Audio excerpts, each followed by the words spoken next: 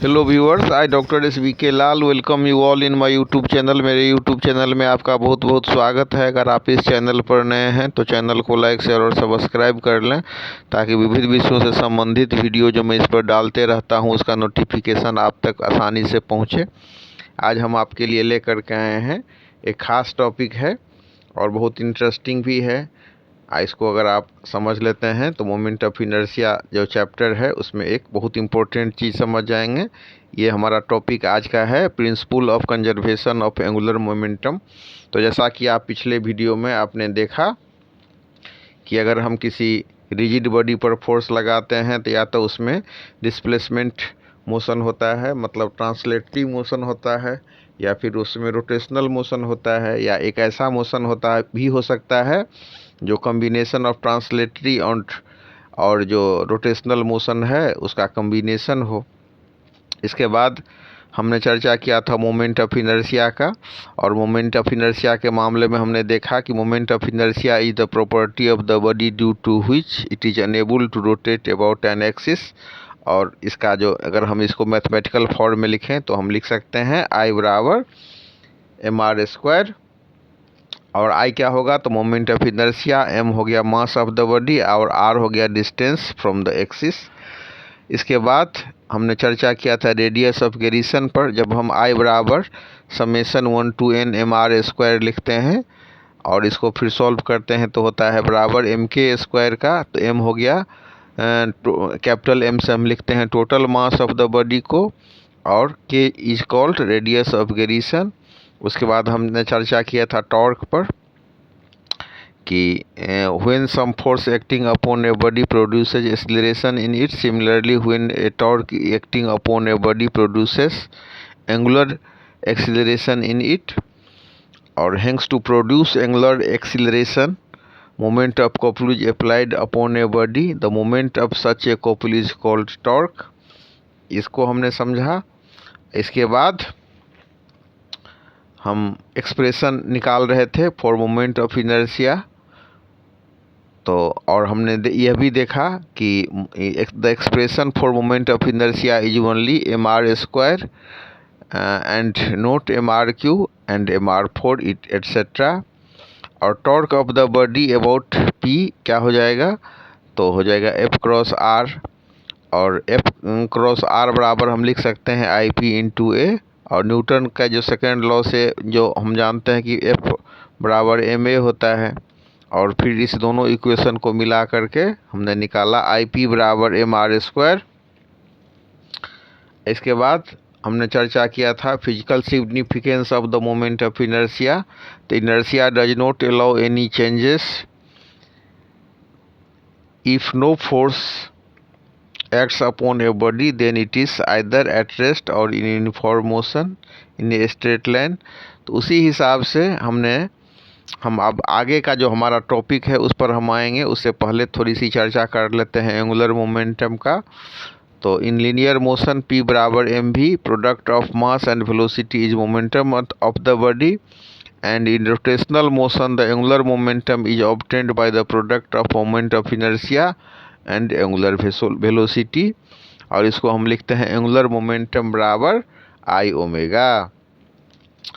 अब इसके बाद हम चलते हैं principle of conservation of angular momentum. इतना समझने के बाद अगर हम इसको इन चीज़ को बढ़िया से समझ लेते हैं तो principal of conservation of angular momentum को हम बहुत आराम से समझ सकते हैं।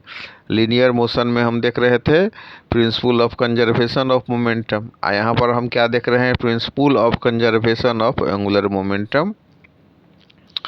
तो as there is the principle of conservation of linear momentum, so is the principle of conservation of angular momentum. According to this principle, the angular momentum of a rotating body about an axis is constant if no external torque is applied upon the body। तो इस सिद्धांत के हिसाब से क्या हो गया कि अगर मतलब कोई जो हमारा रोटेटिंग बॉडी है किसी एक्सिस के, तो उसका angular momentum of a rotating body about an axis is constant. अगर वो एंगुलर मोमेंटम कांस्टेंट है और कोई एक्सटर्नल टॉर्क इस पर अप्लाई नहीं होता है तो क्या होगा हमारा, तो ये हमारा एंगुलर जो मोमेंटम है वो कंजर्व रहेगा। तो according to this principle the angular momentum of a rotating body about an axis is constant if no external torque is applied upon the body. तो क्या मतलब हुआ इसका मतलब हुआ कि जो एंगुलर मोमेंटम को जो रोटेटिंग बॉडी है उसका किसी एक्स के परितः जो कांस्टेंट होगा, मतलब उसमें वो स्थिर होगा, टोटल जो कंजर्व्ड होगा अगर उस पर हम कोई बाहरी फोर्स नहीं लगाते हैं।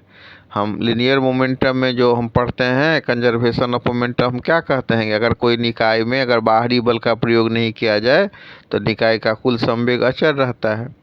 तो कांस्टेंट मतलब हो गया अचर, अपरिवर्तित, चेंज नहीं होगा।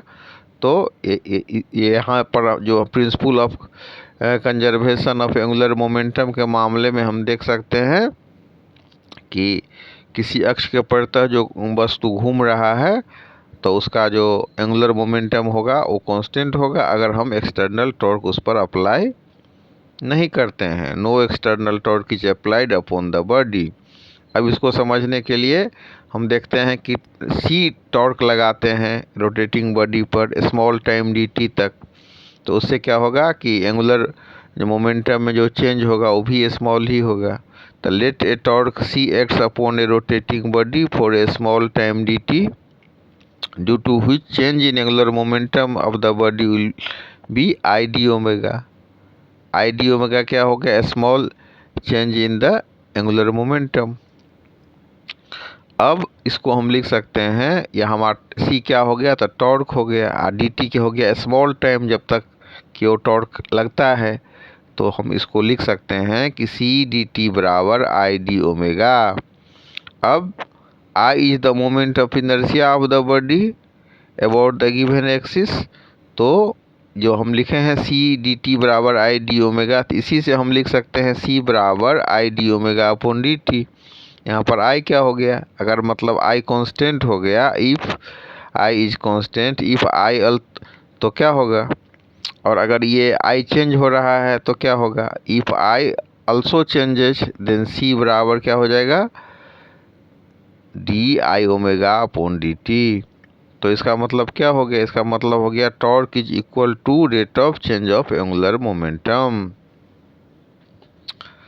अब इसके बाद हम देखते हैं कि it is evident that when C is equal to 0 that is no external torque is acting upon the body then D I omega upon D T बराबर 0। तो टॉर्क को हम कौन चीज़ से डिनोट कर रहे हैं? सी से। और सी का वैल्यू अगर 0 हो गया तो इसका मतलब हो गया कि no external torque is acting upon the body. अब कोई टॉर्क अगर किसी वस्तु पर नहीं लग रहा है, रोटेटिंग बॉडी पर नहीं लग रहा है, तो हम लिख सकते हैं ना I D I omega upon D T is equal to 0। और जब D I omega upon D T बराबर 0 होगा तो आई ओमेगा बराबर कांस्टेंट हो जाएगा। तो हम इसको कह सकते हैं कि from the above consideration it is evident that if I is not constant and no external torque is acting upon the body, then the moment of inertia I and angular velocity omega change in such a way that the product of I and omega is constant। और इसको हम ऐसे भी कह सकते हैं कि I omega remains constant. तो इस तरह से I ओमेगा क्या हो गया? कांस्टेंट हो गया। और I ओमेगा जब कांस्टेंट हो गया तो हम कह सकते हैं यही हो गया हमारा, ये हमारा जो एंगुलर मोमेंटम है वो कंजर्व हो गया। और इसी को हम कह सकते हैं कि it is the conservation of angular momentum. अब हम कुछ उदाहरण लेंगे जिससे हम समझने का कोशिश करेंगे कि एंगुलर मोमेंटम का, कंजर्वेशन ऑफ एंगुलर मोमेंटम को समझने का कोशिश करेंगे कुछ एग्जाम्पल के मदद से, कुछ उदाहरण के मदद से। The angular velocity of the stone begins increasing and the string begins widening round the finger very swiftly। अगर कोई वस्तु को हम धागा में हम पत्थर बांध करके घुमाते हैं और अगर इसका एंगुलर वेलोसिटी जो स्टोन का अगर इंक्रीज होता है तो क्या होता है कि स्ट्रिंग उंगली में लपटाना शुरू हो जाता है।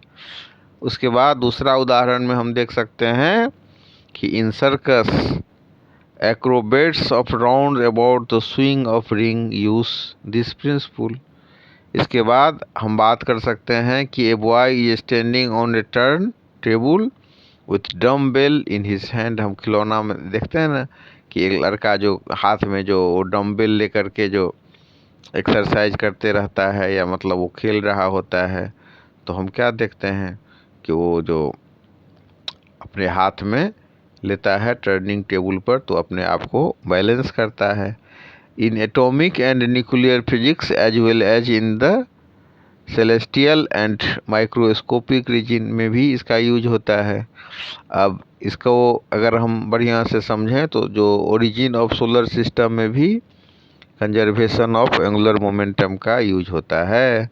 इसको हम कह सकते हैं role in the evolution of theories of origin of the solar system.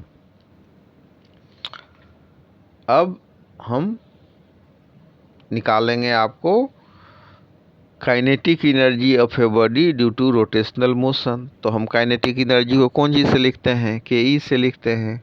तो लीनियर मोशन में क्या होता है, के ई बराबर 1/2 mv²। और रोटेशनल मोशन में क्या हो जाएगा, तो हो जाएगा 1/2 m²r²। तो इसी को हम लिख सकते हैं के ई बराबर 1/2 mv² बराबर 1/2 m²r²। तो रोटेशनल जो मोशन होगा उसमें हम लिख सकते हैं ई रोटेशनल बराबर 1/2 m1r1² plus 1/2 m1r2² plus the other so on 1/2 mnrn²। और हम इसमें 1/2 ω² को कॉमन ले लेंगे तो क्या बचेगा, हमारा बच जाएगा m1r1² plus m2r2² plus mnrn²। ये बराबर हो जाएगा 1/2 ω² समेसन mr²। और समेसन mr² को हम I से डिनोट करते हैं, तो ये हो जाएगा हमारा 1/2 ω² समेसन mr² बराबर हो जाएगा 1/2 I ω²। अब इसके बाद हम चर्चा कर लेते हैं लॉज ऑफ रोटेशनल मोशन। तो जैसे हम न्यूटन का 3 ठो लॉ का अध्ययन किए हैं ना, तो उसी हिसाब से यहाँ भी 3 लॉ है। पहला लॉ क्या कहता है, the rate of rotation of a body about a fixed axis in it remains constant unless an external torque is impressed on it. Second law क्या कहता है, the rate of change of rotation of a body about a fixed axis in it is proportional to the external torque applied and the change takes place in the direction of the torque। और तीसरा नियम कहता है when a torque is applied by on body on one another and equal and opposite torque is exerted by the latter on the first about the same axis of rotation। तो इस तरह से हम लॉज ऑफ रोटेशनल मोशन को भी समझ लिए। 3 law है, जैसे न्यूटन का 3 गो नियम होता है उसी हिसाब से हमारा लॉ ऑफ रोटेशनल मोशन भी होता है। और काइनेटिक एनर्जी की बात करें रोलिंग बॉडी का, तो हो जाएगा के ई बराबर 1/2 mv² प्लस I ω²। और acceleration of a body rolling on an inclined plane, तो ये हो जाएगा ए बराबर g sin theta upon k² upon r² plus 1। तो इस तरह से हम इसको समझ सकते हैं।